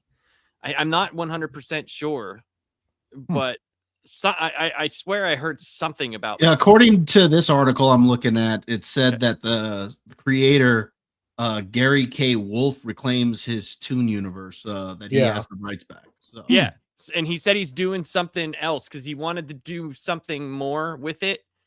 In this one article, Who Framed Roger Rabbit live action spinoff focusing on Jessica Rabbit reportedly in production, and that was in November 11th of 2025. Yeah, there's gonna wow, be like recently. a whole like Toonverse thing going on. Cool. Yeah, so that's pretty interesting because Roger Rabbit, it's like one movie and still has like some presence at Disney theme parks, and it's like, what if that's it? Like really Disney, you couldn't figure out anything else to do with him? Yeah. Like really? they did those little cartoon shorts that they would put before movies, but that was about it. Right. Oh. And I think those were contracted though whenever they made the original movie, and they got spread out over like 15 or 20, something like that. Yeah. So I can't remember exactly what it was. Nerd Safe said it'll probably be on OnlyFans. The Jessica Rabbit. So to speak to how valuable Steven Spielberg is as multiple things in Hollywood, if we were to include this list with films that he's a producer on, you would have things like Back to the Future, Goonies, the 80s. If you liked a kid, if you liked a film in the 80s as a child, chances are Steven Spielberg had something to do with it. And you know, it also Prince says of something. Egypt. I believe he was a Oh, producer really? on that one too. Yeah, Okay. I believe he was part of that too. Yeah, Was he? so Crazy. People can be Did you of want that value. back up, Gray? Oh, sorry. Okay, sorry. He did. No, you're Sorry. good. Go ahead. You're good. Yeah, I was saving it. I don't know if that requested it again. My bad. No, No. I was asking, did you want that back up? Because I just removed No, thank it. you. No, okay. We're good. Okay. Sorry. Yeah. Go ahead, Charles. And like Doc says, Back to the Future better have been up there in that case. And I think if we did for sure. if you include the stuff that he was a producer on, that list gets infinitely more difficult. Oh, definitely. Yeah, definitely. Oh yeah. Steven Spielberg is one of the MVPs, depending on what title he has and what work he's doing behind the scenes. But you know, there's a theory that on Poltergeist he technically was the director. Oh man, Toby Hooper, all the way. Tobe Hooper. I Yeah, mean, you think about it, from like 76 to freaking 2000 something, he was on top of his game, and even past then made a few that we all saw, like, you know, that we like. Yeah, the fact that That's a long ass time to be popping out good flicks. And if you look at Hollywood, like a producer must have a lot of creative control, because like if you look at like a Michael Bay film that Jerry Bruckheimer produced compared to just a Michael Bay film, you could tell a massive difference. Yep. And like Spielberg's fingerprints are all over Goonies. It's all over Back to the Future. And it's like, yes, they had directors, but it's amazing on how much a producer, especially one with that much influence, can have over a film, to the point where it's like, I thought Back to the Future was a Spielberg movie, and then it's like, oh no, he just produced it. But yeah, he might as well have directed it, because his fingerprints are all over it. Right. Yeah, and you think about the fact that Lucas, Spielberg, and I forgot who the third one is. Shit. There's a third. The LA directors that are all close, and like between them, like any film that's worthwhile was made by one of them. Right. It's wild. Just how important Spielberg is to some sort of pop culture thing of your youth. Robert Zemeckis, is it Robert Zemeckis? Yeah, I think that's who you were thinking of. I was about to say that until Doc Mortis put that in the chat. Yeah, so like, I don't know, there's a solid like lapse, that solid 30, 40 years straight where they're just Are you crucial. guys excited for his new film? I'll The check Weather it out. Girl movie? Kind of am. Yeah, What the is it? one with like the Disclosure Day? aliens or whatever. Disclosure Day, yeah. Look, It like sounds y'all were interesting. like y'all were saying, I mean, he just consistently brought out hits. I mean, I would almost call him the Tom Cruise of directors and producers. He does have great teeth. Constantly putting out hit after hit. But no, yeah, I'm excited to see that new one. I want to see if he can kind of recapture some of that earlier magic that he had, and maybe he can now that he's going back to Aliens. So It'd be awesome, man. I mean, there's not really a director out there that when you have that name attached, that it's instantly like, okay, let's see what this is about.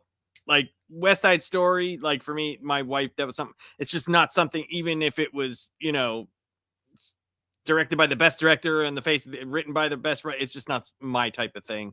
I'm not a musical type person. I just don't like him. Yeah, But- the fact that Spielberg can wear like multiple hats. That like, hat, right? I think if you asked Tarantino to make a family friendly movie, he's going to have a hard time. yeah, Right. You Where go from Spielberg, Saving Private Ryan to West Side Story, right? you know, Yeah. all in between.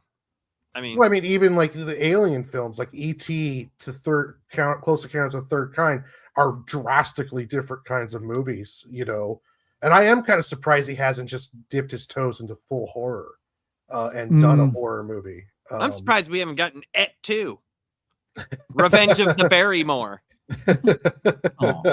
We need to combine E.T. with the Aliens franchise and then be perfect. Ooh. Dude, imagine if they went to ET's planet and then Alf shows up too on its way to Melmac.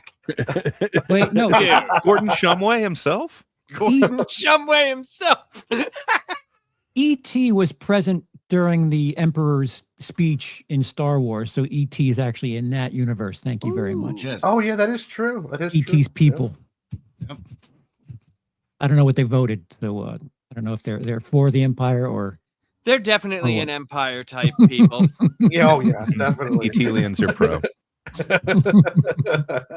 They just go with the flow, like whatever the group Like, says. "Yeah, We're here. We don't want really much trouble. And then when you ask them, they just go, eh. They're like, Low finger. that's a yes. Well, if we got ET too, is he going to get stoned this time instead of drinking? Are we going to get like a him smoking pot scene? Like- I mean, yeah. Yes. I want to see E.T. E.T. strung on out on acid. meth. No, on meth. Just have him like shoveling for no apparent reason. E.T. the guidance counselor. he turns into a fentanyl zombie. Good Lord. I know this was recent news and no one really had time to prepare, but does anyone have like a favorite Catherine O'Hara performance that like you think of when you think of her? I mean, Home Oh, Alone, you know, Home you Alone think, is you usually think what I of go just because of how iconic it was. And I still say, and I've said this before, if it wasn't for how bad she freaking out, and because you look at the rest of the family and they're all just kind of like, Yeah. oh, my stupid 8-year-old brothers that freaking at home, we're in France. Like, what? Like, good Lord, people. Yeah, that's bad parenting up there with like the Taken parents. Yeah. Also, the scene in Beetlejuice where they're dancing and whatnot Dale at the dinner table. Mhm. I mean, yeah, that's iconic as well. Yeah, as far as comedy is concerned, she did a bunch of stuff with Christopher Guest, Everything. and yeah, like we lost a solid female comedic actress, and Monty in the chat says Beetlejuice. She was actually quite all right in Beetlejuice too, where I thought they were. I know she was. People liked her in that. Yeah, like She was amazing as Moira in Schitt's Creek, but she wasn't the problem with Beetlejuice. But as Delia, she was amazing. Yeah, like there's some stuff that you just forget that she might not have like a feature role, but if she's in stuff, she's a net positive. Dude, the Christopher Guest I've stuff, loved her the forever. Best in Show, like Yes. All of those are amazing, but if you go back even further, SCTV, it's what launched like Martin Short, John Candy, the Bob and Doug McKenzie. It's just an amazing show. Yeah, it is. It was like Canada's answer to SNL.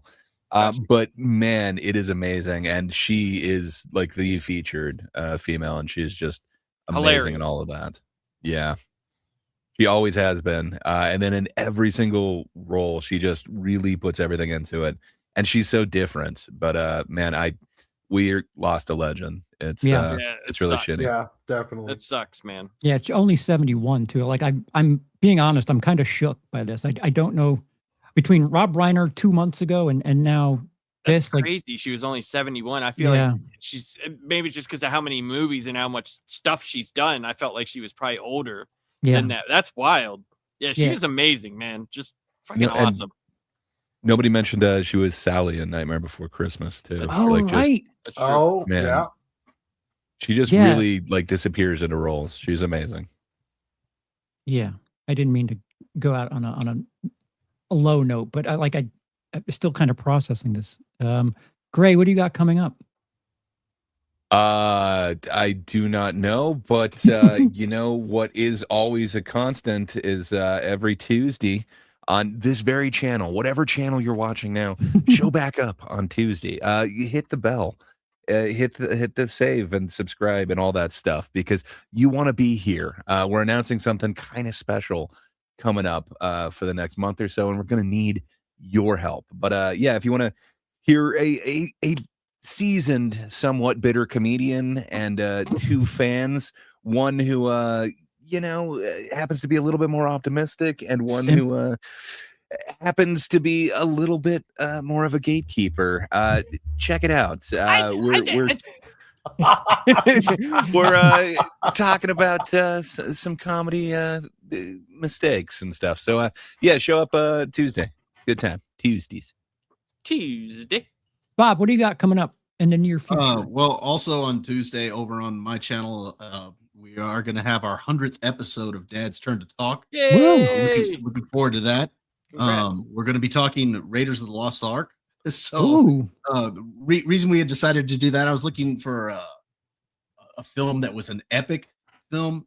We were originally going to do like a football themed film for the Super Bowl, and then completely forgot that it was going to be our 100th episode. And I was like, nah, we need to do something more epic. So we're going to have we should have 2 or 3 different guests that we're going to have on with us. One of the guests looks like we might have Ben Rock on, who was the production designer on the Blair Witch Project. He's actually been on our show a couple of times. Once on a Halloween episode, actually, during our first year to talk Blair Witch, and then he was on a few months later talking RoboCop with us. So, but he should be on with us unless something falls through. But we should have a couple other guests as well, and that'll be a lot of fun. Because I'm still kind of on isolation. I haven't been able to get out to the theater, so I don't really have any new reviews out. So that's pretty much the only thing I got going on. Nothing worth watching.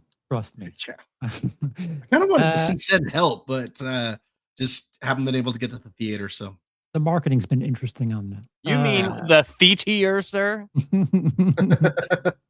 Exactly that one. Warren, what about your neck of the woods? I'm going to be going live doing a draw stream at 8:00 West Coast time on Tuesday. Man, Wednesday. Tuesday's a busy night, huh? Yeah. So after you guys get done watching their stuff, come over and watch mine. Nice.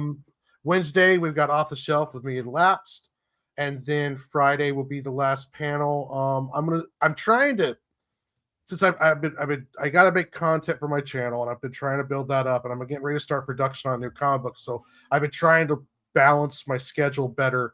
So I've decided, like, on Saturdays and Sundays, it's going to be one day dedicated to making a video and some shorts, and then one day dedicated purely to writing and getting my comic book done. And right now, the production of the next comic book is going to start taking up all of the time that I'm not doing a show or along those lines, because I'm getting closer to getting to the point where I'm actually going to start drawing it. So it's going to be a lot of that stuff. You're going to be hearing a lot about squirrels here for the next couple months as I get full production of that going. That's going to be awesome. I think it's going to be great. And you look like you've lost a lot of weight, by the way. Oh, I didn't weigh myself when I started, but I was somewhere between 335 and 350, and I'm sitting around right now somewhere between 305 and 310. So you look like you've lost weight. Yeah, I'm doing a lot really good. I feel really good. I did this entire month without cheating. You stopped eating squirrels? Yeah, I stopped eating squirrels. Well, they're good protein. Not completely. A little gamey, but chasing them down is a good calorie burn. But yeah, it's been going great, and I'm going to be real excited on Sunday because that'll be the first month down of this year journey. So it's been great for me. Really, really, really, really good. Nice. Best of luck. Hell yeah, man. It's inspirational. Lap said Sunday it's going to be pizzas and burgers. Dude, I can't wait for Sunday. You inspired me to quit analog smoking, and goddamn, I can't wait. I only chose 1 month. digital. I got TGIT Tuesday, the best day. Some, as Gray would say, some say the best comedy day. Some are saying it. I've heard it. Fair enough, but and, Wednesday, I got show with Warren. We're gonna be doing Batman Night Fight #4, which is the culmination of the whole book, and it's been fantastic. The last issue was fucking awesome, and yeah, and then Friday we'll be doing our top 10 animated Disney movies, which I think is going to be an interesting show. Yeah, I hate children, so we'll see how that goes. I'm gonna be in trouble. Well, I mean, I hate them too, and kids, I got 5 of them. but, Why'd you keep making them? Well, I adopted 3 because we supposedly couldn't have kids, and that turned out to be bullshit. And 3 months after we adopted, she got pregnant with the first one. Never listen to it. Never listen to it. We were told after my daughter, oh, your wife will never carry the term. She won't even be able to get pregnant because it was such a horrifying pregnancy. Mm. And As the aforementioned Goldblum said, life will find a way. That's big baby trying to control you. And then I remember 16 years later, I just remember she woke up one day and I was like, oh man, feel great. She's like, I don't feel good. And I went, no, no, because she's never sick. Like the woman is never sick. Oh. And yeah. But we got my favorite child out of it. So there's that. I do have favorites. I have favorites, everyone. I do. Nice. They win points with me. No, I'm just joking. No, I'm not. I'm telling the truth. But yeah, that's about it. MSK has asked me to do a comic review with him. I don't know what's going to happen with that because honestly, I've explained that I will only review comics, and I don't want to have any conversations about I don't think there's anything going on in the real it's world just- that's worth talking It about. doesn't so. matter. It doesn't. You've been on his show. You've seen what happens. Yes, I've talked about box office stuff on his channel before. Sure. Yeah. So we'll see what happens. We'll see. But yeah, other than that, it's pretty much like this channel and comics, man. Nice. Over on my neck of the woods, formally announced Friday, February 13th, members only comedy stream where me and the TGIT gang will do a live commentary on the very funny comedy Jason X, Spacing. otherwise known as Spacin'. Yeah, That's amazing. It looks so excited. no, it's not going to be fun. I think the best part is That's gonna be really fun. my birthday is 2 days later. This is like a birthday present for me. Mine's 4 days before, so I don't know. Oh. The gift I- that keeps on giving is yeah. spacing. Yeah, so if you want to watch with us, become a member on Willis Greedia. I think patrons will have access to it a little bit later. It's weird how Patreon gets things first, but not it. I didn't make the rules; I just make them. TGIT on Tuesday, and there's stuff. I have like 5 unfinished things, and every now and again something gets finished before another. And the letterboxed characters, there's another piece that will be done. I guess it'll be short length. You know, the characteristics of Letterboxd that kind of did well as a short. That might be done soonest, but maybe not in the next couple of days. But just keep an eye out and be sure to interact with everyone's channels, like, comment, subscribe, because it really helps. The algorithm really needs you to be interactive with our stuff. And we appreciate it in every sense of the word. So with that, Laps, do you have buttons? I got buttons.